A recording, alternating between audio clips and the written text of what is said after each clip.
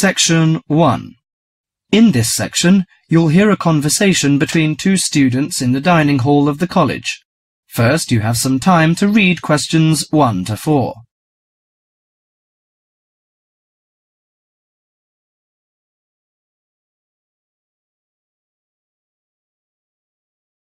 Now listen carefully to the conversation and answer questions 1 to 4.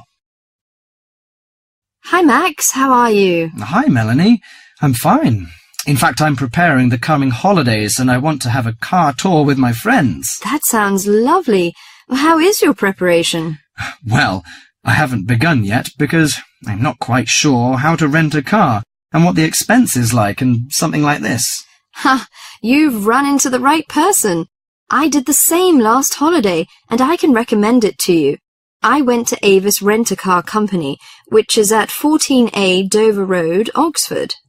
Let me write it down. Is it D-O-V-E-R? Yes, and the telephone number is 634-0963. But if you book for the first time, dial another number with extension. That is 634-0853, extension 54. Okay, thank you very much. I'll have a try.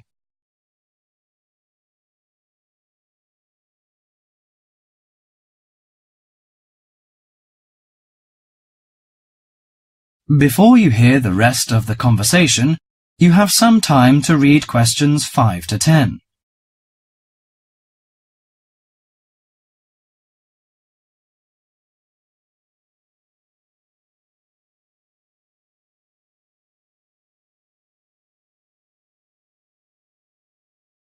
Now listen to the conversation between Max and the assistant and answer questions 5 to 10.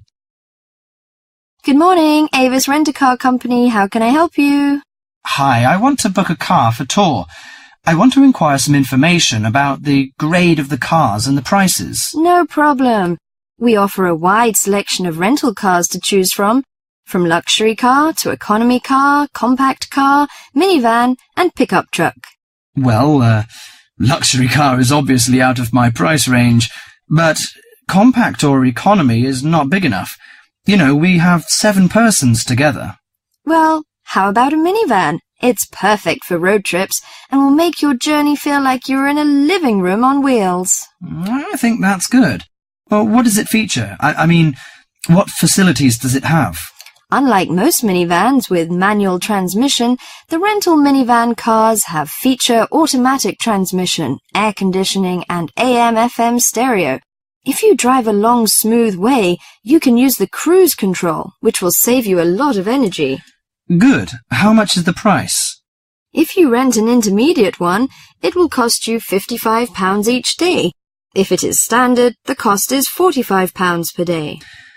I think the standard is enough. Oh, we have a special 50% discount for weekends, from Friday to Sunday. But that doesn't apply to tax, recovery fees, and optional services. Well, what are the optional services? Well, they usually include some extra facilities, like first aid kit or something like that. I know.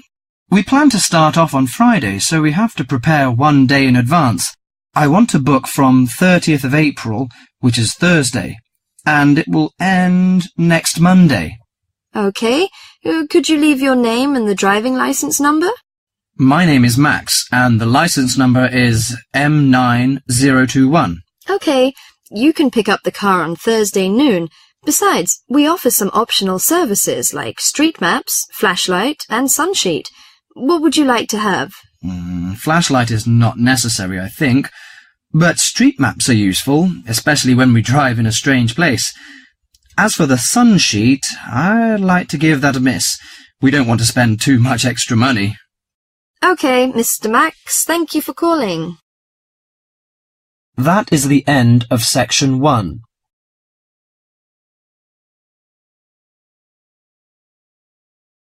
You now have half a minute to check your answers.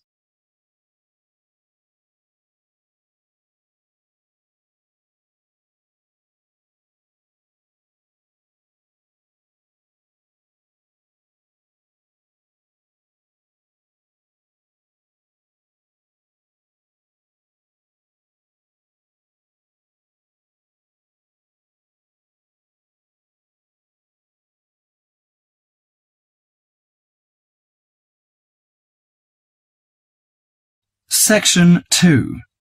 In this section, you'll hear a TV program on an organisation of environment protection. First, you have some time to read questions 11 to 20.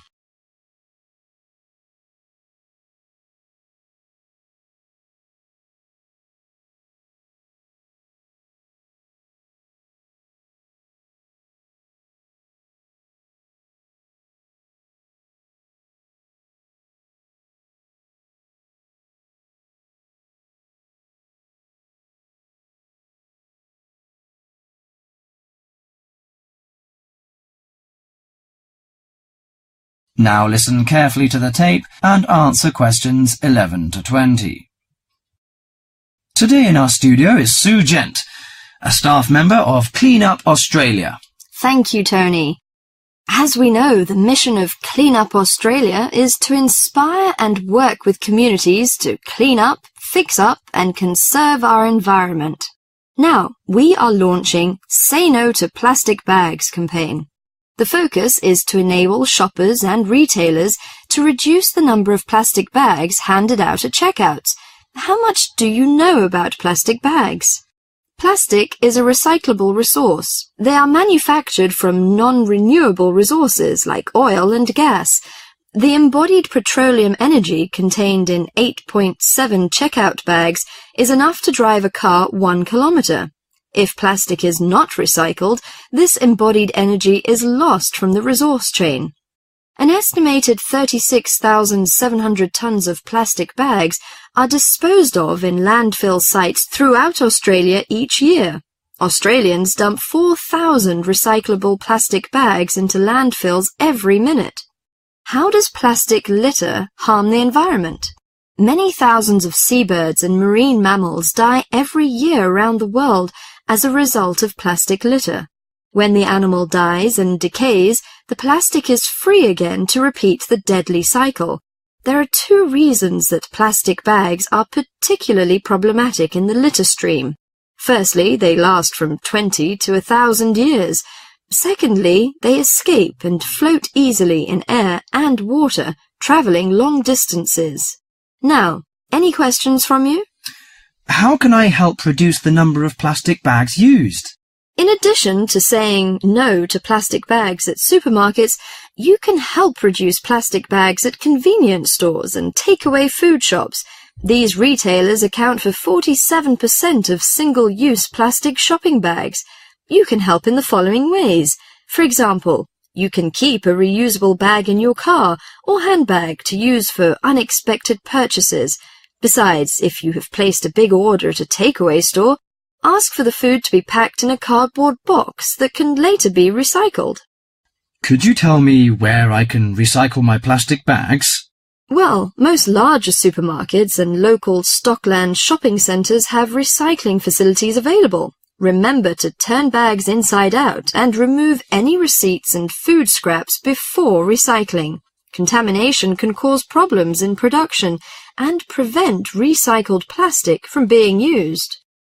What happens to recycled plastic bags? Plastic bags are recycled to make garden furniture, garden sleepers, flower pots, and new plastic bags. Should I use biodegradable plastic bags? A biodegradable product is one that breaks down safely, by biological means, into the raw materials of nature and disappears into the environment.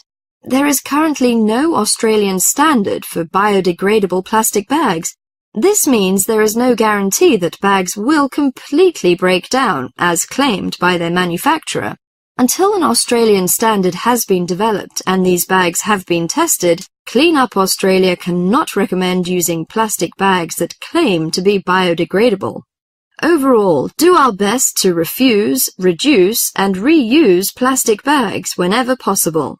If you throw plastic bags away, tie them in a knot. This limits the chance that they'll blow out of a bin or blow away in landfills. By following a few simple steps, we can stop plastic bags from blocking our drains and creeks, injuring our precious marine life, and harming our wildlife. That is the end of Section 2.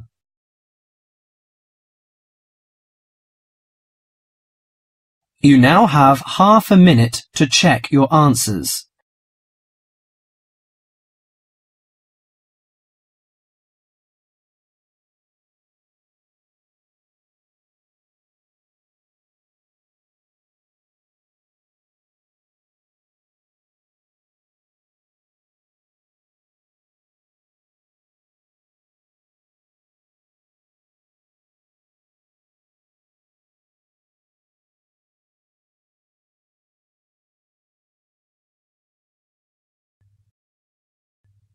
Section 3. In this section, you'll hear a conversation among two students and their tutor about the presentation they are going to make at the tutorial class. First, you have some time to read questions 21 to 30.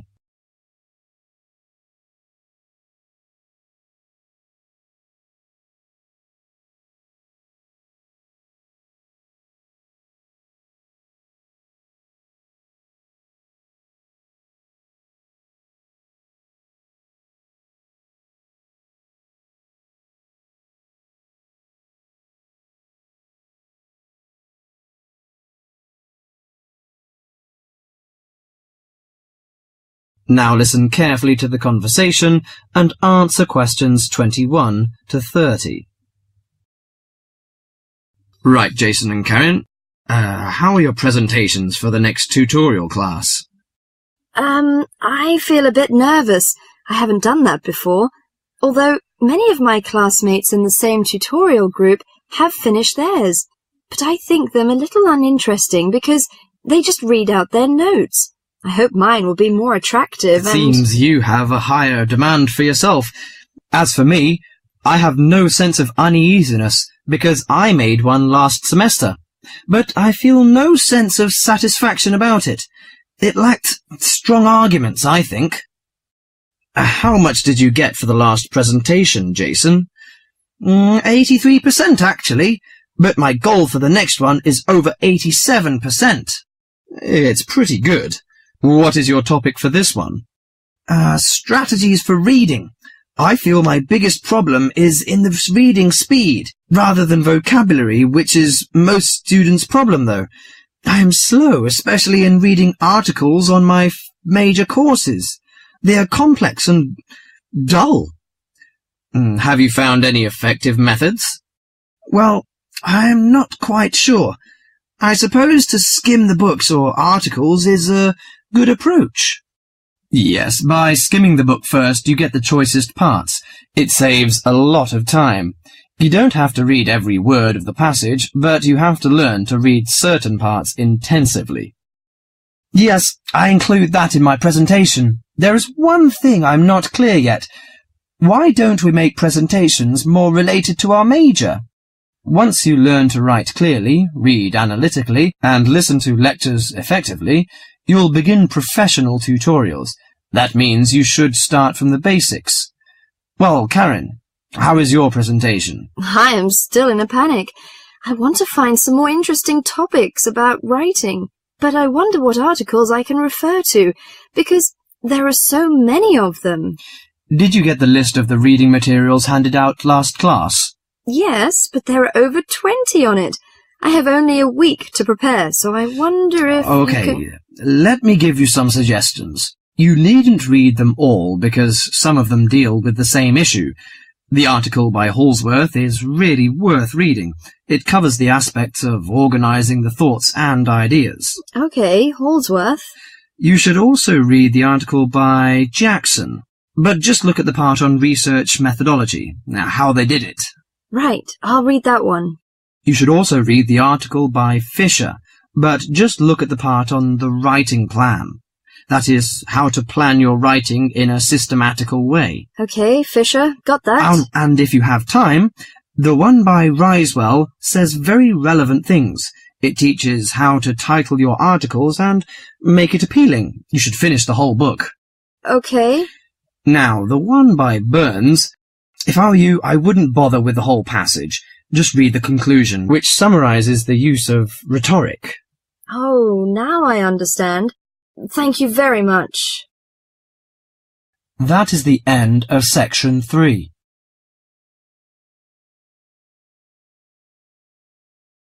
You now have half a minute to check your answers.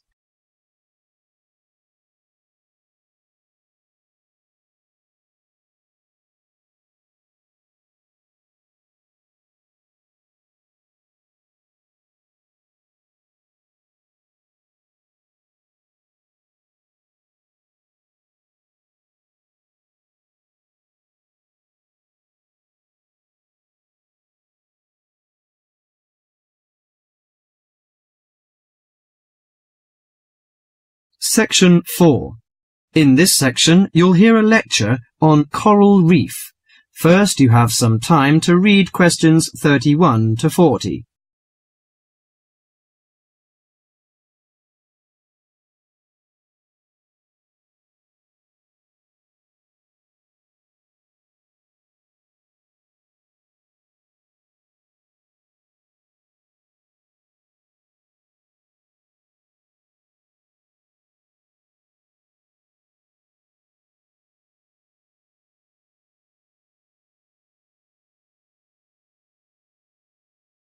Now listen carefully to the lecture and answer questions 31 to 40. Do you fancy diving in the wonderful world of coral reefs, green sponges, colourful fish and red crabs? It is a rich garden beneath the waves. But how much do you know about the corals? Are they animals or plants? What are the threats to coral reefs? Today, Mr. Tim Harford, Executive Director of the Coral Reef Alliance, is going to introduce the facts about coral reefs. Good afternoon, everyone. Coral reefs are one of nature's most magnificent creations. It is filled with thousands of unique and valuable plants and animals. Over 1/4 of all marine species depend on healthy coral reefs. Humans also depend on coral reefs. These marine ecosystems are the primary source of food and income for millions of people, a vast repository of valuable chemical compounds and medicines, and a natural wave barrier that protect beaches and coastlines from waves and storms. Coral is actually the exoskeletons of coral polyps. Made from limestone, these skeletons build up over time, forming the reef. New corals are born each April.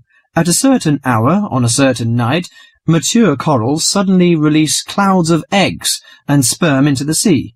After the fertilized eggs take root on the seafloor, they can grow up to 15 centimeters per year. Coral reefs are present in the waters of over 100 countries.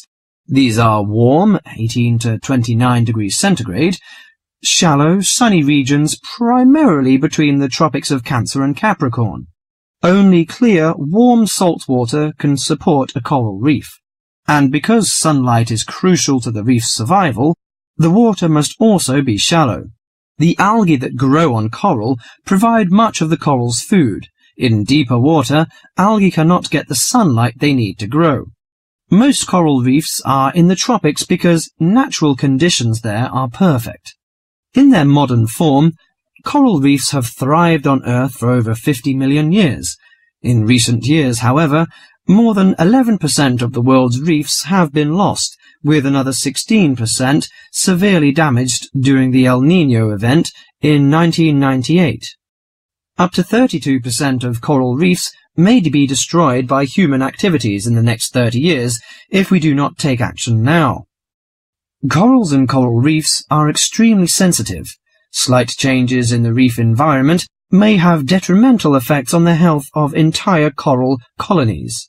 These changes may be due to a variety of factors. One of the greatest threats to coral reefs is human expansion or development. As human population increases, so does the harvest of resources from the sea. Due to overfishing, reef fish populations have been greatly decreased in some areas of the world. The removal of large numbers of reef fish has caused the coral reef ecosystems to become unbalanced. As we know, corals are also very popular as decorations. A large amount of the most healthy corals are selected by commercial collectors. They sell the corals to souvenir shops, where a large number of tourists wait to purchase them as decorations or souvenirs. Coral reefs also receive much damage from both commercial and private vessels. The leakage of fuels into the water and the occurrence of spills by large tankers are extremely damaging to local corals. Although much of the coral reef's degradation is directly blamed on human impact, there are several natural disturbances which cause significant damage to coral reefs. The most recognized of these events are hurricanes or typhoons, which bring powerful waves to the tropics. These storm waves cause large corals to break apart and scatter fragments about the reefs.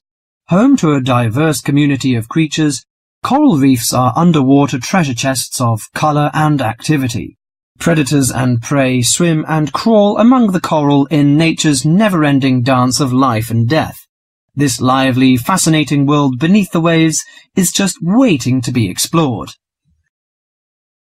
That is the end of section 4.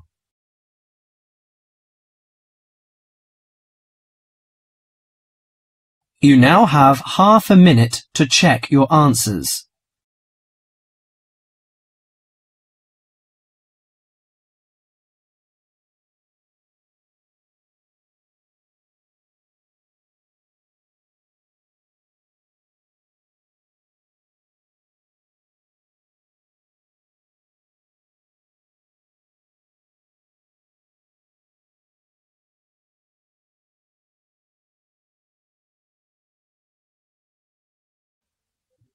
That is the end of the listening test.